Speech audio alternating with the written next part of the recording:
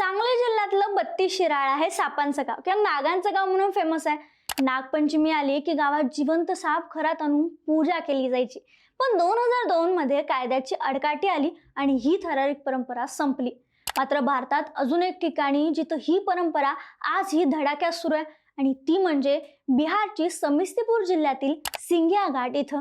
नागपंचमी म्हणजे थेट सापांचा नागांचा उत्सव. सापांना गळ्यात घालून डोक्यावर ठेवून अगदी अंगावर घेऊन इथले लोक फिरत असतात. मुलं तर असं सापांसोबत खेळतात की जणू खेळणंच आहे. कोणाच्या चेहऱ्यावर भीती नाही, घाबरगुंडी नाही, फक्त श्रद्धा आणि आत्मविश्वास. सकाळी उठून साप पकडायचा, मग त्याला गळ्यात घालायचं आणि नंतर नदीकाठी सगळे एकत्र येऊन पूजा करतात. मंत्रोच्चार, प्रसाद, दर्शन आणि पूजा झाल्यानंतर त्या सापांना परत जंगलात सोडून दिलं जातं. हे व्हिडिओ या सगळ्याचे साक्ष आहेत.